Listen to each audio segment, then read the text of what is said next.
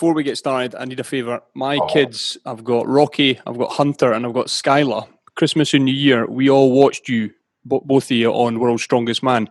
Rocky, Hunter, and Skylar, if you give them a quick wave, they'll see this tomorrow when they get up, and they'll absolutely love it. Rocky, Hunter, and Skylar. Rocky, Hunter, Skylar, how you getting on? Thanks for watching The World's Strongest Man. Hopefully, this year coming, you'll be watching it as well, and this guy will be the #1 spot. Awesome. Thank you very much, guys. They'll love that. But that's it. I've been reading, obviously, it was all cancelled, pandemic. November, is that what you're charging towards, November, for the Strongman event? Pretty much, aye. That's what we've been told. So that's all we can go with. Our kind of training's based around that. Obviously, the World's Strongest Man's the biggest comp for us. There might be a couple in between, but I mean, I don't know. I really don't know what's going to happen with Giants Live shows. We kind of had a couple of messages back and forth between Giants Live saying that I believe the Europe Strongest Man is going ahead, but what terms and conditions it's under, it's kind of all a bit messed up. So Worlds, apparently that's definitely on. Definitely November. What would it be like if it's behind closed doors? Do you guys thrive off the crowds? You must get asked that a lot, but you must thrive off the crowds. Or do you lift heavier in front of the packed house, or how does it work, Tom? Crowds help big times. I mean, especially in the 10 to 12,000 seater stadiums. Yeah. So the crowd just puts goosebumps on you because it's so loud, and having no crowd there, you'll be able to hear yourself breathe and like echoes, and it would be for me, I do it with the car. I can hardly get up and go to the gym by myself, never mind eating. So it's like trying to lift that kind of weight with no crowd would be, and just staying at seats would be would be really weird, because the crowd, for me, helps me big time.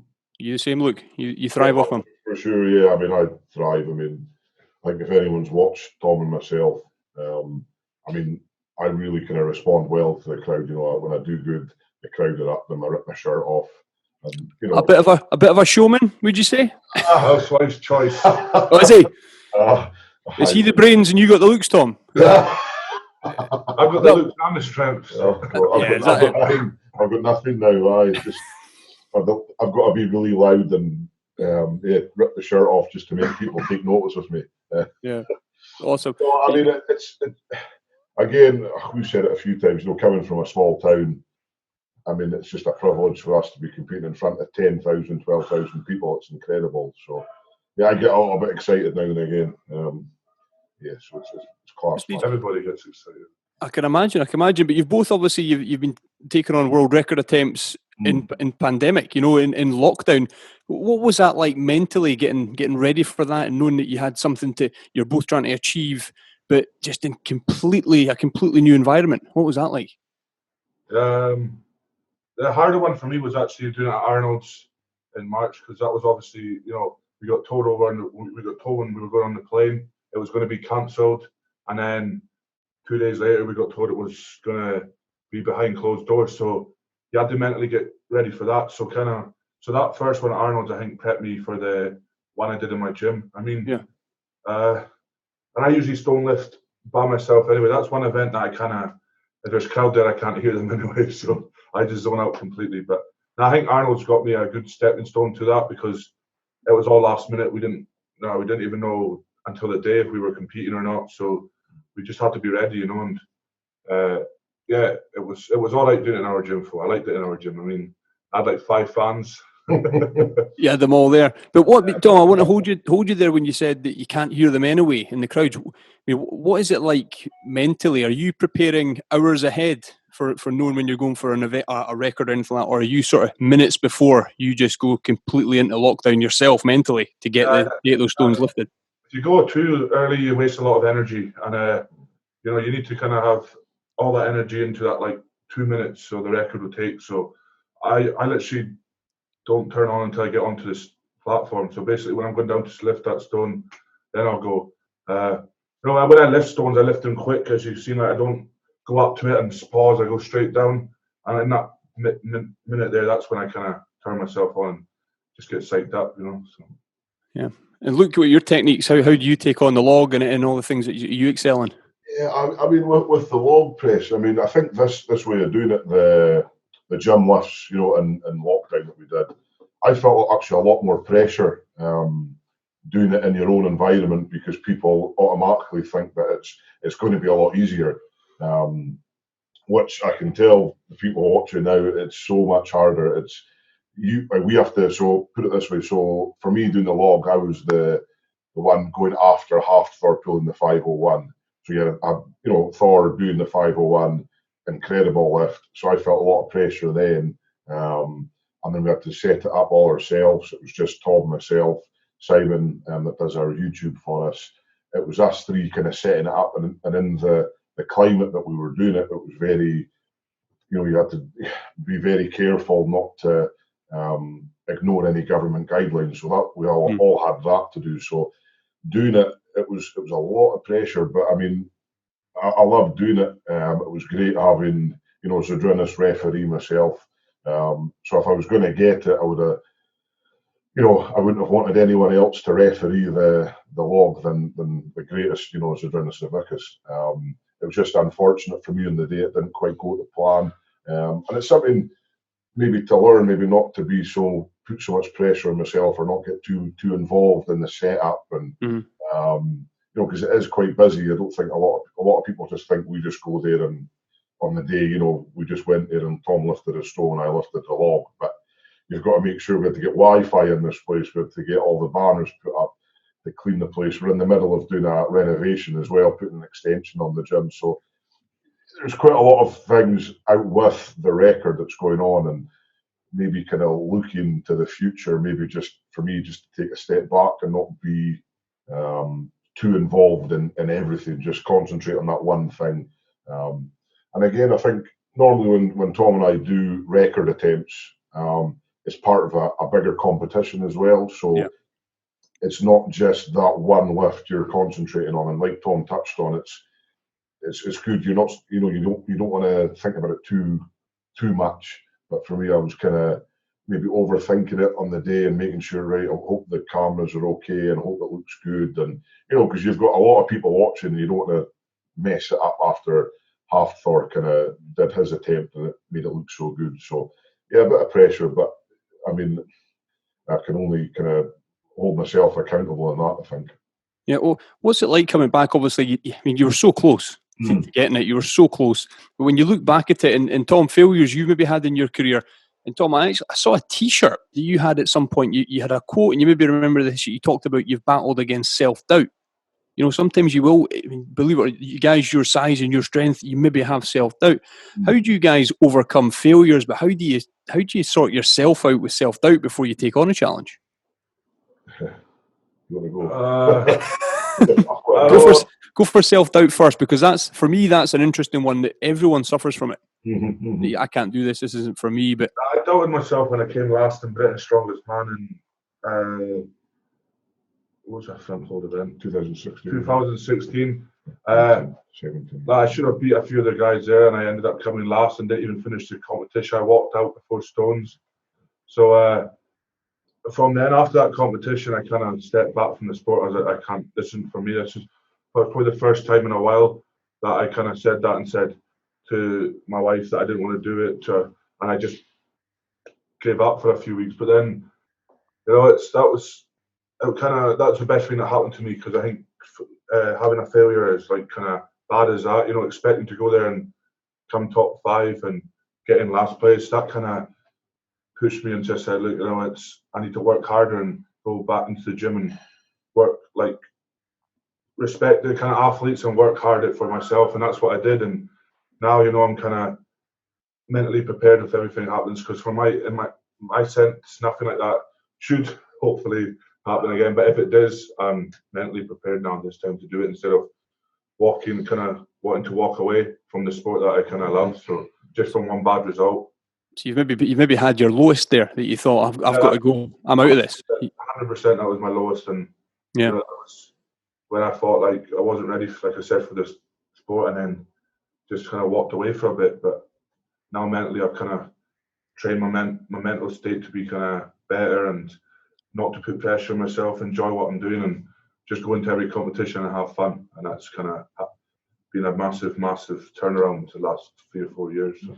Luke, what kind of a big brother sort of role do you take when you see Tom fall into that sort of mindset? I mean, with Tom, obviously there's 10 years between Tom and myself. So, and it's not just with Tom; it's with anyone that I see kind of struggling with a bit of self-doubt or kind of, you question yourself. I question myself all the time, but I hate for others to do it, especially someone like Tom. Everyone can see the potential that Tom has, and we all have talked about it. But it just goes to show you that we're all human. He was touching, Tom 6'8", I'm 6'3", we're talking 174 kilos, whatever it is. Tom is, he's a giant of a man. So for someone to have self-doubt, even at Tom's stature, it goes to show that we're all human at the end of the day. But yeah, it's as a big brother and as someone that has that love unconditionally for Tom. That's my main kind of thing for Tom, is just to enjoy it. If you stop enjoying something, like training. I mean, that's why we all started it, is because I love training, and I still do. But we're just so blessed and so privileged now to be able to take it to that big stage and be able to compete in front of all these people. So I think that's what kind of Tom maybe did, is just reassess things and it's almost go back to basics and enjoy it again. And that's what, for me, I kind of tried to say that to Tom, is, don't put so much pressure on yourself going into a competition. If you have to self-proclaim, you're going to be the best, you're going to do this, you're going to do that, you've almost lost already. It's almost putting too much pressure on yourself. Again, I talked about pressure before, and it's just unwanted pressure on yourself. Let other people talk about what you can do. So I think Tom's really learned that the hard way, which is never nice, but you kind of, you're only as good as, or you're only as great as your last defeat, or whatever the saying is. I know what you mean. But yeah, I mean, it's tough, but I mean, Tom's come on leaps and bounds since then, and I think for me, that's the best thing that's happened to him, is to show him that he needs to really tick all the boxes, and we all do as athletes, tick all those boxes, nutrition, your diet, your sleeping, your training, your recovery, every aspect, and that's what he's done in leaps and bounds. Was there a point sort of in your career, Luke, that you saw Tom coming after you and you saw, shit, this boy can lift, That's the first time in the gym. I mean, that's a lie. No, I mean, what was the first day like that you took him into the gym? Come on. I was like a Scottish Peter Crouch. Like, there was like girls that could bench more than me. I couldn't even bench a bar, and I was just like, that's not for me. Really? I was so, oh my days, you should have seen it. Like, jeez. Well, how old were you when you first hit the gym, Tom? I think 17, maybe 16. So I was kind of like, that's when I didn't want to go, because the girls were just, I was like, wow. These. Tom initially came into the gym with us when he was 15. So obviously in the UK you have to be 16 to lift weights. And Tom was about 6'6", 7", whatever at that time. Anyway, he was a giant of a boy. So we got him in kind of under the cuff, kind of fake ID. Fake ID. Fake ID, aye. And the Chinese guy's ID. This is one. Yeah.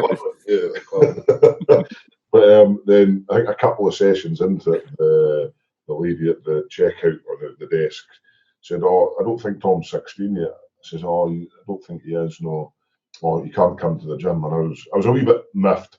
So anyway, a few months later, when he was 16, we did it all proper. And but with Tom growing up, you don't mind me speaking about like with Tom's kind of Asperger's autism. That kind of made it maybe a bit more of a struggle for him, because it was a new thing going into the gym. So people with kind of Asperger's and stuff like that, Tom was very much growing up. Everything was very regimented. It was very, as long as everything followed suit, it was fine. So this new thing, this gym, it was like, oh shit, what's going on here? There's new people, but thankfully we met one of my very good friends, Matt. Kind of really took Tom under his wing. So I was working away a lot of the time offshore, and when I was offshore, Matt kind of took Tom underneath his wing and really helped him and really kind of nourished Tom. It was incredible. I remember Matt saying that the first few sessions, Tom would come in and Matt would be like, "All right, Tom, how are you getting on?" He's like, "Fine." And then that was it. That was the only thing they said the whole session. You know, it was like really kind of, but it's just more credit to Tom how much Tom has kind of come on leaps and bounds physically, mentally, you know, as his own person. It's incredible. So yeah, back to your original question, when did I think Tom could kind of overtake me? Yeah, the first time Tom wanted to do strongman, I thought, oh, Jesus, here we go. It's just, you know, you see people with kind of gifted genetics, and it's not all about genetics, it's not. But when you have that person, it sounds very cliched, but working hard with those genetics and the talent as well, and that's something that Tom has in abundance.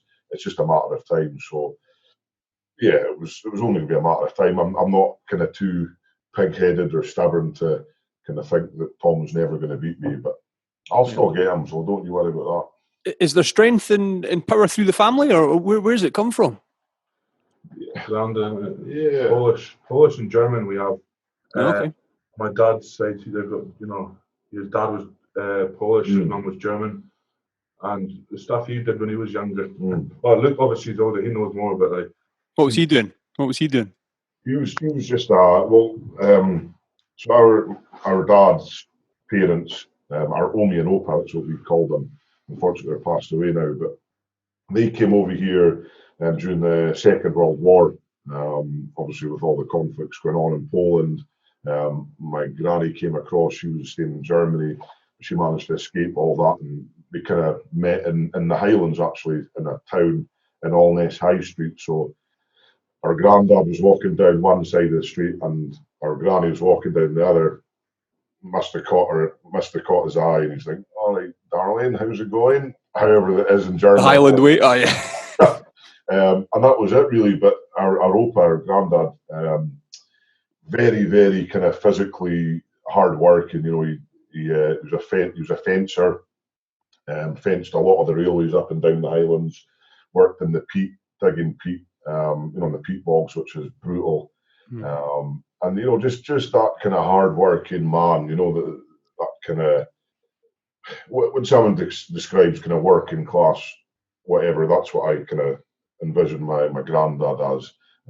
So yeah, I think we got that kind of strength ingrained kind of through our Opa, our granddad, and then our dad as well. He's quite a big man. He's 6'1", you know. So you know, in his generation, he was a very big kind of guy. And then on our mum's side, we've got quite a few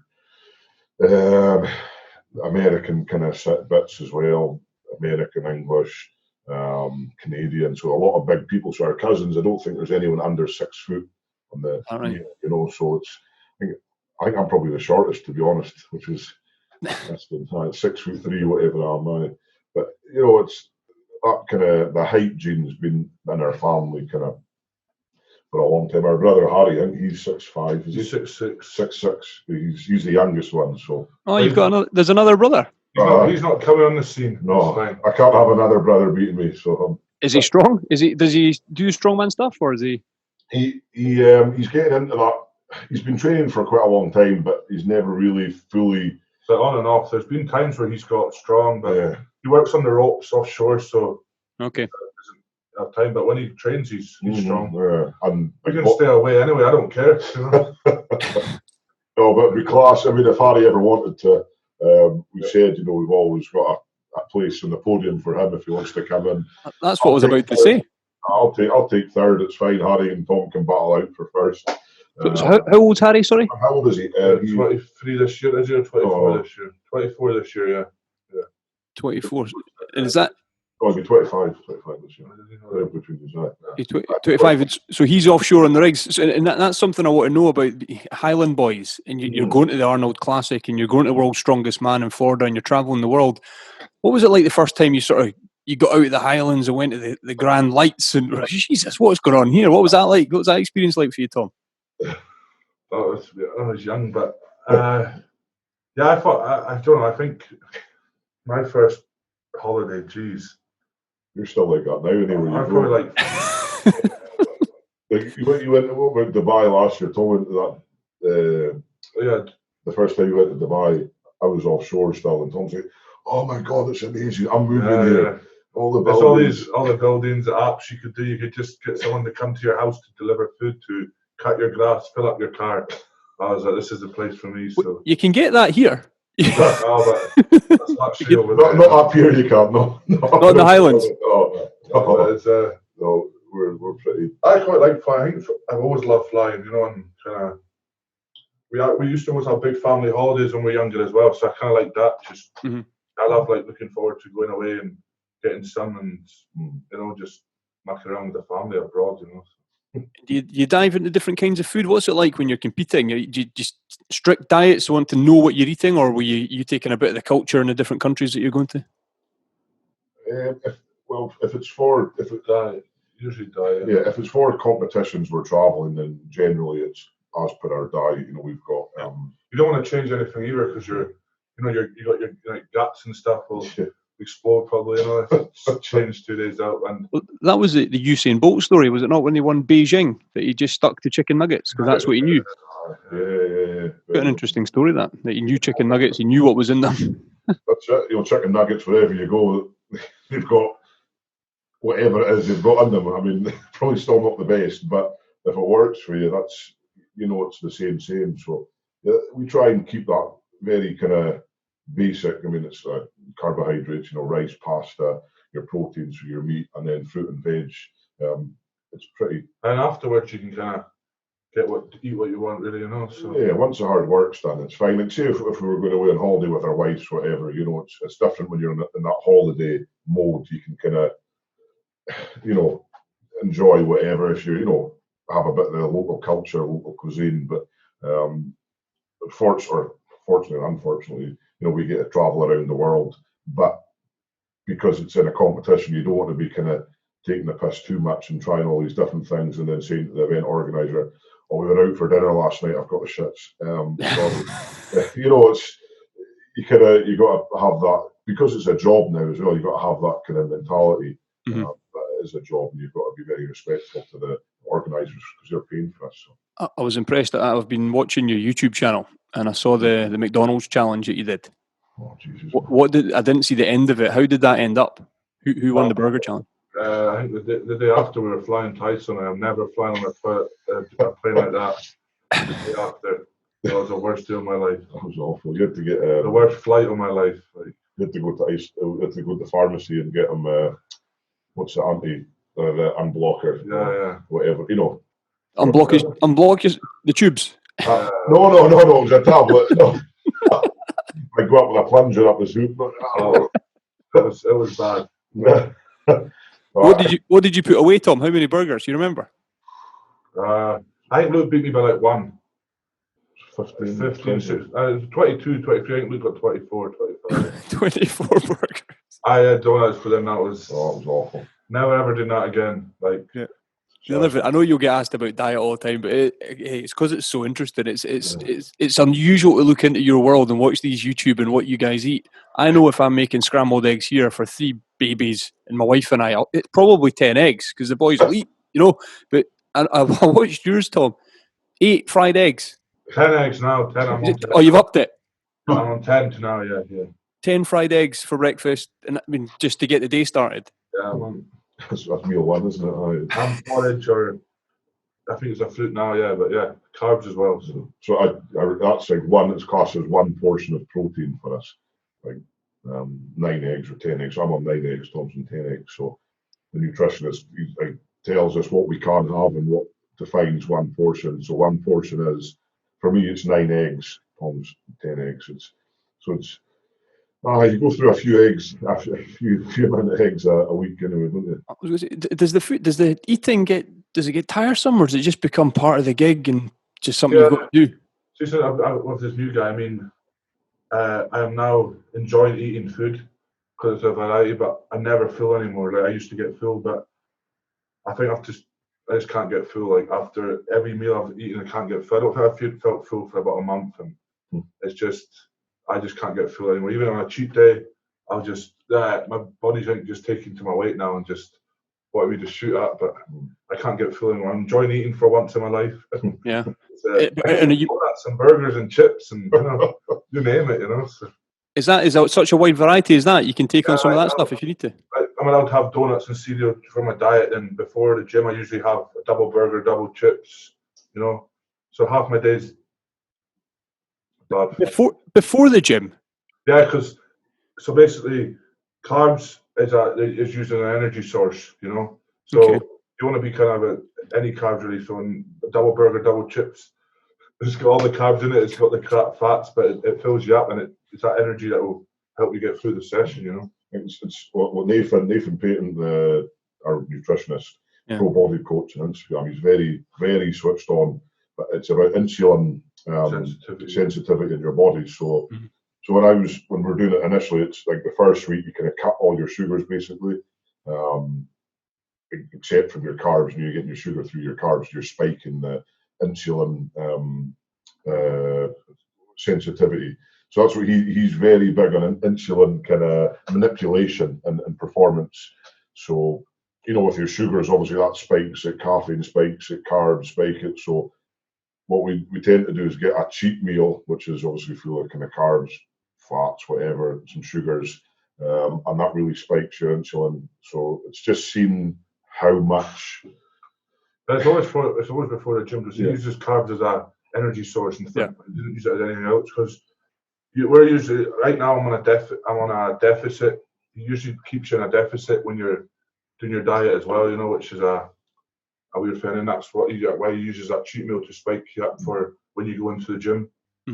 So he's very, if you ever get a chance to listen to his question and answers, they're good. Really, really informative. I'd love to get him on the podcast. I'd love to hear all that and the nutrition side of things. Something I'm interested in. Have you watched Game Changers on Netflix? Yes. What? You're both sort of smiling. It's very. I've seen it in a while, so. My only problem with Game Changers is very heavily one-sided. So it doesn't. It says take. So it was the blood samples they had. So of course you're going to be more. If you're going to eat red meat, your blood's going to be full of more fat. But then they didn't do a flip side and do your sugar content. So say if you eat a big bowl of fruit and take your blood, you're going to have super high sugars, which might mean looking at it, you're diabetic. That's the kind of. It was very one-sided. Very one-sided, yeah. So to get a full picture, for me, you have to do it on everything. So it's right. Why would people take a lot of red meat, or why would people eat a lot more meat than veg? These are the reasons why X, Y, and Z. But then on the negative side, you're going to have higher cholesterol. Your blood's going to be full of more of the bad fats. But then what does the counter argument do for that? And it wasn't anything like that. And then the German strongman that was on, the vegan strongman. Do you know him? I've not. I don't think I've met him. I might have met him once in Feeble, many years ago now. But I mean, he was making some claims that he's got a world record, and I think it was a yoke or something. I think, which, I mean, each their own. If the guy, I forget his name, I don't remember off the top of my head, but if he says he's got a world record, I mean, I'm not going to dispute that. But I just know that there's a lot of good guys on yoke. Competed a lot. Off against some of the best guys in the yoke in the world, but big laws. But I mean, it was fine. It was good because it got a lot of talking. But I wouldn't necessarily believe everything. It's a TV program or a documentary, so it's obviously been made to make one thing. What did you think about Arnold being on it? I mean, I'm sure I've seen Arnold in movies eating burgers and all these sorts of things, and.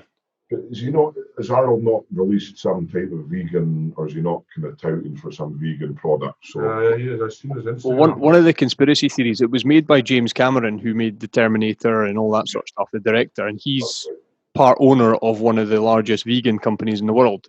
There you go. Yeah. So you'd phone your best mate Arnold Schwarzenegger, former Mr. Olympia, and say, go and sit in here. I know you've got a stuffed crocodile, but obviously somebody's killed that crocodile and all that. But just say that you eat vegetables all the time. Exactly. I don't know. Yeah, there's a few. Have you met Arnold? Did you meet him at the Arnold Classic or anything like that? Not with COVID. It was far too hard. No, No, of course. He was in the same kind of, when we were having dinner, he was there, but it was, everything was very much locked down when we flew out to Arnold's. And the security he has around him. Oof, jeez. Yeah. But it would have been nice to me. Hopefully next year. You to go do an Arnold Classic at his hometown. That's when you go back to his house and party with him and stuff. Oh, is that right? He opens it up? Yeah, in Santa Monica. Santa Monica, yeah. Santa Monica, you see them all smoking the big Cuban cigars. I'll go back to his house and just have drinks with him and stuff. That'd be cool, man. Was he a bit of a hero for you both growing up, Arnold? And all that? Oh, yeah, Arnold's like, yeah, he's just, again, he's like one of the kind of success stories, you know, that he shouldn't have been as successful as, you know, a kid from Austria or whatever, and he's flown out to America, and, you know, people are saying, you're never going to act because you don't have the, you know, you got this weird accent, you're this big, giant guy, and even for him, as successful as he was in, like, Mr. Olympia, being that tall, you know, a lot of the kind of bodybuilding athletes are a lot shorter than Arnold. So for him to be as successful in that sport is incredible. So, Jesus, man, if he can make it, and he's a governor of, you know, California, and like mind-boggling success he's had, then there's a hope for a couple of dafties from the Highlands, you know. That almost takes us back a wee bit to the self-doubt. At what point did you both realise, hold on, we're going to be on the world stage here? You know, we've got a real shot, because you've got to be thinking of, and maybe Luke, you're maybe thinking already, sort of life after strongman. How can you guys position yourself, whether it's with businesses, brands, YouTube page, Instagram, social media, to sort of future-proof this? Have you given that a lot of thought? Certainly the last few months, you know, with like we're taking out these t-shirts and the kind of YouTube stuff, and the momentum, I think, is very much in Tom and my favour at the moment. You know, we seem to be kind of at the forefront in the UK. It's yeah, and like you say, going forward, it's like, what do I do after Strongman? So we're doing the work in the gym, trying to make that successful after lockdown's over. So we've added a few things there. Grow YouTube. Yeah, I mean, it's grow this our range as well, you know. Yeah, and just have the Stoltman name as a brand. You know, it's like for anyone that says Stoltman, you know, just they associate that with kind of strength, which would be awesome. You know, anywhere in the world. It's amazing that we're selling t-shirts to like Australia, New Zealand, America, Canada, which is like is mind blowing again, because where we stay is like 7,000 people maybe in the town, if that. So like for a couple of guys, it's kind of again a self-doubt. I need to stop saying it, but you know, we're just a couple of guys. You guys saying veggie? You know, that's what it's because you're spicy. You know? where did that come from? Where did the spicy sort of slogan or stay spicy come from? I was one day I said it, and was it? No, it was out in Worlds last year. Was it not? Lindsay. Oh yeah, out in Worlds last year. One of the competitors on Martine's bag person at the time made a t-shirt, and she just started calling me spicy. Was it? I don't know. Right, tell the truth, Luke. I like Tom. I like your story, Tom. I like your story, but Luke, let's hear the truth. So basically, Tom finds anything very spicy. Oh, is it the cheesecake shop? And so like they said, "Oh, you want some tomato sauce in your fry and your chips?" Tom's like, "Oh, I don't know. Hope it's not like spicy." They're like, "What would you mean spicy? Tomato sauce isn't spicy." Tom's like, "Oh, well, there was this tomato sauce I found dead spicy," and then Martine's friend Lindsay was like, found this hilarious that Tom finds tomato ketchup spicy. So the next day she like bought a red t-shirt, wrote spicy Stoltman's on this t-shirt, and then that was it. Kind of the spicy Stoltman kind of just grew arms and legs. So it's because Tom doesn't like anything remotely spicy. So I'm not as rich. Well, are you rich now, are you? Not quite. No, not quite. Jesus, Tom. Getting there. So I'm interested in the t-shirts and the branding. Do you run it all yourself? Do you have a team of folk behind you, or how is it? Are you managing all that yourself? Pretty much, yeah. As in our video guy Simon, he does all the website stuff, you know, that, and then but we just sort out the orders ourselves. It's easy enough. So you can see that's like some of our stock behind us in the shelves. So we've just been speaking to a few manufacturers about that. So we've got a couple of t-shirts, some socks are coming soon. Cushy, my wife, she's been working in the leggings for the women's range. So they're going to be in the next, I would say 6 weeks or so. I'd hope they'll be ready for kind of selling. So yeah, it's just us. Tom and I come in. Just this is our week in the office that we use. It's nothing's fancy. We come in, bag it up, and post it out. So it's you do that. There is the kind of drop shipping, whatever we could do through different companies, but the kind of market, the money that we'd be making is a lot less. So and again, I mean that's something that we need to take responsibility for. So we're hoping eventually with the brand, if it does grow, we'll be able to employ someone full time to be doing the whole kind of. So we got wives for, you know. Save some money. But they just do it wrong, and it wouldn't be done quite right, I think. But are you quite particular? Are you quite on top of? You hate it when something goes wrong, or? Because I just put it in a bag and sellotape it. It's got the address on it. Bang. So like the first couple of times we report like packaging it, Tom just puts a t-shirt and scrumples up, throws it in the bag, and it just looks like I don't know. Dog's dinner. Aye, basically. So I'm a bit more particular. It's just probably because of my work when I was working on the rigs and stuff. You have to be a bit more. It was like surveying, engineering type of thing. So presentation for when I was working was quite a big factor. So something that's kind of stuck with me. You know, you do something that's 16 years I was doing that for. So it doesn't have to be bang on, but just make it look a little bit more. Take a bit more pride in what we're doing, because again, it's the Stoltman brand that we're trying to kind of promote, and kind of if someone gets a scrumpled up t-shirt covered in dust, you know, it's not going to look the best. So we're trying to, again, for future, this is what we need to kind of install in the brand, kind of have that kind of quality. But you could have a bit of fun with that. You could have like a tick box. Do you want Tom to pack it, or do you want Luke to pack it? And you could tailor it. I'm and you could so good at that. Luke can get all the ticks out. Sit back and relax. That's all. You like that? Basically, don't you? I don't know. When was the last time you did some packing? I packed my clothes away today. Did you? So how do you stay motivated, Tom? Then do you like to? Are you there every day? Does he sometimes go missing, Luke? I don't hardly help with the gym. I think it's just because I've like not worked in so long. You know, like I quit my job, and then for me it's kind of like my gym sessions were suffering a wee bit when I was doing work here, and that puts me then going like, oh, I'm getting weaker, blah, I can't do the stones, blah, blah, and that.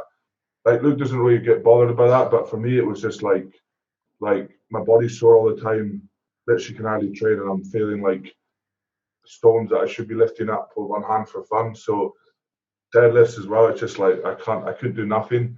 So I just went back. So now I'm just relaxing again, you know, so. But now the gym's nearly done. The concrete was hard. That was one of the worst days of my life. I will never concrete until I live again. Good training though. Were you shoveling it in? No, I was on my knees, speeding right. The lorry came in and dumped it all. Right. I wouldn't even answer my phone to if you asked me that. Literally. So it's about, say, we did it in two sections. So the last section was 6.5 meters by, say, about 6 meters, whatever. So there must have been about 500 mil left to do. I said, Tom, my hips are done. Can you just do this last bit? And he did it. And I've never seen him so angry in all my life. He's like, stupid, should have come. I'm not even. That was the first bit. No, the first bit, yeah, but then you didn't do much after that. You tried, but you didn't really succeed. Did you sign your name in the concrete, Tom? The thing is, I tried my best, and that's all that matters. You tried your best. So when Tom says, Luke doesn't mind like working and that, doing it all, I only don't mind it because it's not a choice. You have if to. Tom doesn't do it, then I've got to do it. So it's kind of probably just hire somebody. Yeah. So you talk? Obviously, you've got your specialities in the stones and the log press and things like that. But how often in training will you actually specifically do those things, or are you sort of you've obviously got so many events to compete against or to compete with at the big events? How varied is your training? It's pretty for me like with log press. So you can train quite a lot of accessories to get better at log press. You don't just have to hit log press. So I'll train log press specifically, usually once a week, sometimes twice a week. So actually doing the full kind of motion clean and press of the log, it's usually just once a week, but then I'll sometimes do pressing the log out of the rack in a seated position. So it works on your kind of top, the final pressing motion. So yeah, it's usually just once a week, to be honest. It's not anything. I mean, again, if you overtrain your pressing, and same with Tom Stones, it's very detrimental to your training. So you'll quickly start to kind of get weaker and weaker because your recovery's not there. So yeah, just once a week. It's not anything special. The training, there's not like you can have the best trainer in the world and he's going to tell you probably to do the same as the majority of trainers, because that's what works. You know, if you're doing one-handed log pressing and stuff like that, you know, that's just a bit mad. So don't do that. Stick to the pure basics, because they're the basics, because they work for me. Yeah, that's it. Tom, yourself? Yeah, well, Stones, I kind of just go on how I feel. Before lockdown, I trained them maybe once a month. Okay. George, I hated training Stones before lockdown. I physically, because of tacky, the bruising on your arm, it was just awkward. You know, by the time you set up, get the Stones out, and then do the Stones, it's like an hour and a half, 2 hours just for. And if you do a bad session as well, you're kind of like, you know, it's not just like log a set. You can go and do the next exercise. No, I mean like where you can go and do the next exercise. Whereas, as in Stones, it takes ages to, like, you can't just go on another bit of equipment and get, you know, forget about that. But whereas everything else you can, bench press, everything. So yeah. But now, since lockdown, I've actually trained them every week, except from every week up to the last world record. I've just started back up literally on Saturday, so I took 3 weeks off them. But since I've been training them every week, like, my Stones have gone obviously better, and they're getting heavy. So 300. What are you going for now? 304 kilograms. They made it over, which is that makes it harder, but it's good. It's another challenge for me, you know. And for me as well, Stones never kind of like go down. I mean, like I did 250 for a few singles there, and that was 4 weeks off the Stones. So it's kind of just getting my body back into that movement, and then it's just bang. I don't really like what I could like maybe take a few weeks and do a 300, but I just want to get everything perfect. And you know, and for me as well, the most important kind of training exercise you can do to get them bigger is deficit deadlifts on a 1 inch raised like block. Okay. So basically, I'm standing on a. No, that's wrong. How do you get a deficit block? Sorry. I'm just agreeing. I'm not. What did I do? Stiff leg deficits. Yeah. Stiff leg deficits. It was just stiff leg deficits. That was the. So when you're standing on. Yeah, when you're standing on like a bumper plate. I'm standing on a bumper plate. You're pulling it, and it's just to get that like movement for the stone. That's the best exercise I've ever done. I think it's better than training stones, in my honest opinion, because you're working basically everything a stone works, but not getting beaten up. And again, I know you have to do the technique and stuff, but yeah, to get strong at stones, do them, and your stone lift will 1000% go through the roof, because that's the only thing I kind of did for stones to make them go that far. So. Is there a date for the 304 kilogram? Is there a date set? No comment. No comment. No comment. Now, well, I can say hopefully August time. Okay. Obviously, I can't keep up this sort of strength and training when competitions start back up, because you don't have a 280 competition, a stone in a competition. So it'll be more than. This is why I want to do it as quick as I can, so then I can do the 300 and then start just doing up to 200 for fast runs now again. And you know, when this world gets back to normal, that's what it's going to be. It's just going to be competition after competition after competition. So I won't really have time to train just stones when I'm enjoying it right now. That's why I'm getting, I think, so strong. That's why Luke can get so strong on the log, because we don't have any other competition. It's just focusing on that one thing. So I don't know if you guys are familiar with the Joe Rogan podcast. He had Ronnie Coleman on recently. Yeah. Did you hear it? Did you hear that one? Yeah, buddy. I know you say that a lot, don't you? You say buddy a lot. You cooking eggs are always, you're shouting it all the time. But what I was obviously what he was lifting. I mean, he's doing the Arnold Mr. Olympia, so he's not lifting stones or he's not competing like you guys do, but he got his body and his strength. But the way his body is now, does that worry you about the future? Your body aches and pains and things, or is there anything creaking? For me, I don't think so, because in that age, I think Ronnie kind of didn't have much. They didn't have much knowledge as well, like out of bodybuilding, like physios. Okay. You know, you've got a lot of things that can treat your body out of the gym now. You know, hot and cold, for example, as well. So you have, for me, I mean, and at the end of the day, Ronnie's doing bodybuilding, and we're doing kind of strongman, so it's a total different kind of kettle of fish, I think, as well. You know, like bodybuilding for me is more dangerous with the way you put your body through, like dehydrate yourself and all that kind of stuff. But I think it's just kind of too good a like recovery system now we've got. I mean, in place, because of physios. I mean, Mark Felix, look at him. You know, he's a.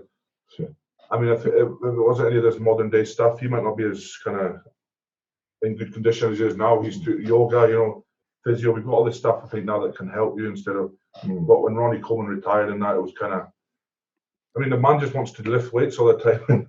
Yeah. But that's the thing. I think there's a limit as well you have to do, you know. He's a beast. So, Tom, I missed that. Who did you say was doing yoga and in good nick now? Like Mark Felix, you know, he's. Mark Felix, I mean, like, look at him now. I mean, like, I think Mark kind of knows when to stop as well. Like, he won't go and push his body. In the competitions, he knows his worst event's log, and he's not going to go and push it, you know, and try and break his body for it. Whereas, like, look at Ronnie now, he's in a wheelchair and he's still lifting weights. It's kind of.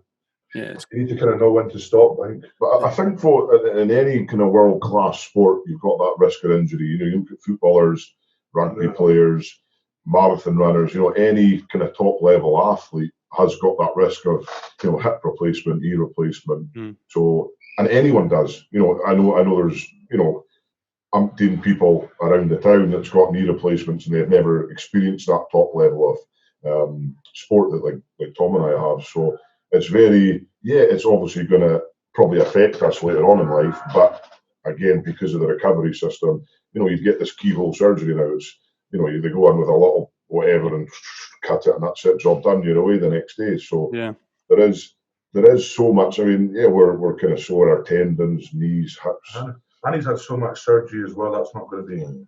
Yeah, it's unbelievable what he's put himself through. Plates in his body. He's got pins, cages up his spine.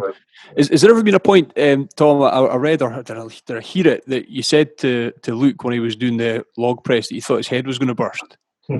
Is there ever been a point where you've had to stop each other? You're thinking, hey, slow down here, don't lift that? Or I wouldn't have believed it. I've never actually ever. Get that on a t-shirt, Tom. Get that on a t-shirt. Yeah, put their heads and stuff when I was to watch it and stuff. That's what I want to do. Is even now I look at powerlifters when they done it, they bleed, and it's like I can't believe, you know. So it's like Tom Stoltman doesn't bleed. I want to go to that level where like Luke's laughing at me when I'm on the floor passed out. Well, but I won't keep you too much longer, guys. But I've got to ask you about Eddie and Thor, the boxing match, the fight. Yeah. Obviously, Eddie famously was bleeding out his nose when he lifted the 500k deadlift. I've seen your videos, and Tom, you were breaking that gym with a big tire with Eddie. What's the thoughts on the fight, Eddie versus Thor? Who's taking it? I'm neutral. I like both of the guys. You know, we've spent time with Thor, spent time with Eddie, and they're both good guys. But you know, it just depends who they. I know Eddie's going to get like private chefs, everything that he can do. You know, like he did at Worlds, he's going to not miss a day. And I think he might have the advantage because Thor's still kind of doing Iceland straw as man. He'll still, I think, be involved in maybe acting as strawman. He won't, I don't think, dedicate 100% to it. So it's a hard one to say. I mean, Thor's a massive guy, one hit, and you're no matter if you're Eddie Hall and you're out that ring. So I think Eddie might have to be a bit has to be fast, but you know, if Thor could hit him out, knock him out in 10 seconds, but Eddie could do it as well. So it's going to be hard. I think it's going to be a draw, and then we'll have a rematch for more money. They'll milk it. And Joshua calls him out. Yeah, well, I thought that Eddie might call in Joshua for some training.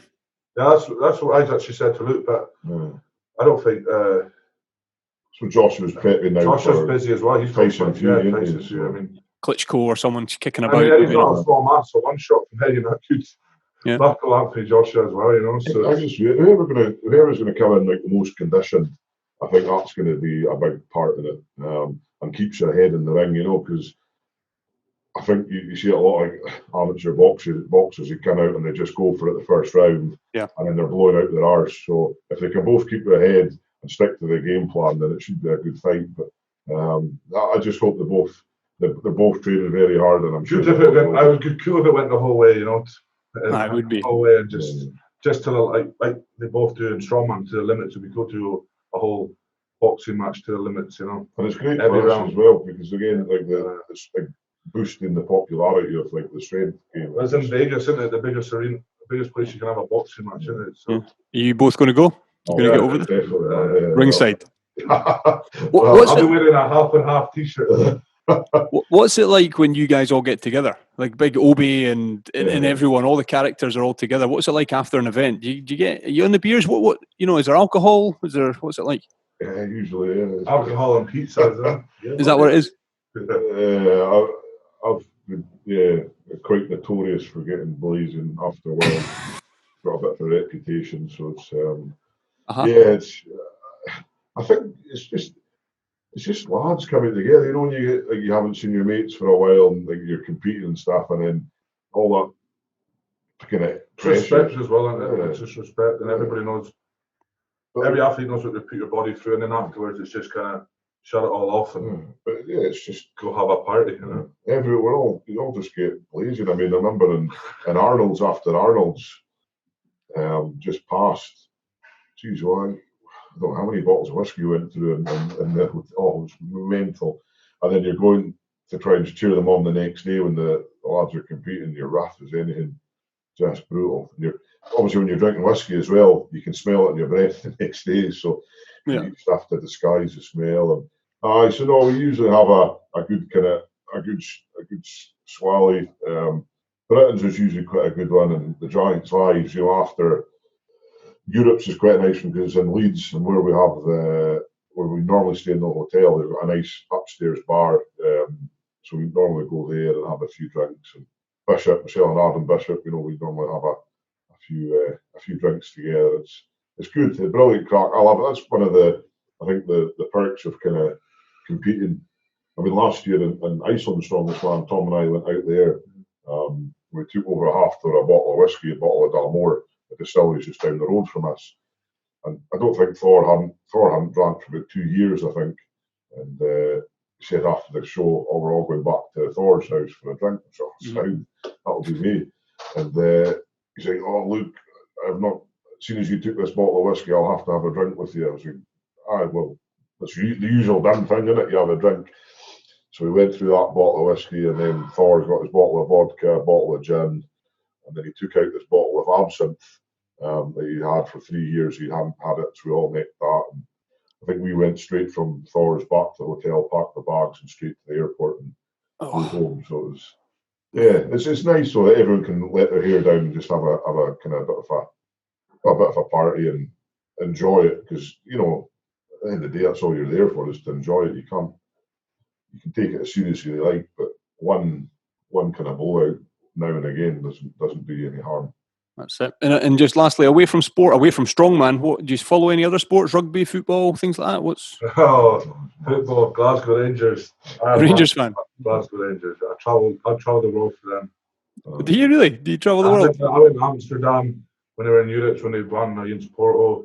Down at Celtic, but then obviously lockdown happened. So yeah, I got loads of contacts there as well. So it's just it's well good fun. I love it. I love the rush. It's like strongman, the rush you get when. Especially Rangers Celtic play, that's why you had to delete the last Twitter account you had. So did you get attacked? You getting trolled? I was told all the stuff he was saying. He's a troll. Tom just doesn't have a filter. So you're in the crowds with the masses, or are you in some nice box that you get looked after? I like being in the. I don't like the boxes. For me they're boring. You need to be a part of the atmosphere. You know, that's what you know. I love football. I've always loved Rangers, always played football, and always loved football. And I stopped going for a while, then went back there, and now I'm addicted again. Like, jeez, it's just. Love it. Luke, yourself, you into? Is there anything you follow? I used to be again when I was younger, football and that, but then with work, I just couldn't really keep up with it. But I like watching anything: rugby, golf, football's on. athletics. Any sport. I like to to watch. You can enjoy it because again, you have that appreciation of these guys that they're putting their body through. So I'm not as mad a fan as Tom is. Love it, live for it, man. I'm the kind of filter to Tom. You've got to kind of the amount of stuff that we've had to cut out because of. All the Celtic fans still love me, So, can I? You never get in a bother. You can't. People can't approach you or come at you the wrong way, or do you get cheeky guys chancing their arm? I've been to old firms, and it's hard because I can't really wear like Rangers because I get selfies. I've had a few selfies with Celtic fans when I've been with my mates at Rangers, and it's like if you say no to them, yeah. Well, they'll charge at you anyway, no matter what. But like you kind of have to you're not in the strongman mode there, but then you kind of have to be like, right, they're fans, they support another team, but who be it? Just take a photo with them and let them go away, and that is, well, it wasn't nice, but I don't really, that's what I'm saying, when I go to like the football games, I don't really wear like colours out. I wear maybe a blue top or something, but never kind of the Rangers top or, like the team's tops. I always just kind of wear neutral colours, because I've had it a lot. I mean, since I've kind of got bigger on Twitter now as well, when I go to away games, it's, oh my days, it's unbelievable the people that stop me. I mean, Rangers Hearts was one of I was like 10 minutes late getting into the ground because they're like Heart ball boys knew who me and Luke were, the people that were selling programs. I was like, geez, and then all the Rangers fans it's pretty mental, so it's. You love it, eh? You love it. That's cool, I love it. Good man. Good on you. Well, guys, here, I really appreciate your time. Thank you very much for doing this. Thank you very much. It's been great, and I wish you all the very best. And we'll be following you, and the kids will be following you. And you're doing such a good job for Scotland. Good on you. Thank you so much, mate. I appreciate it. Thank you, man. All right, guys. All the best. Take care now. Cheers.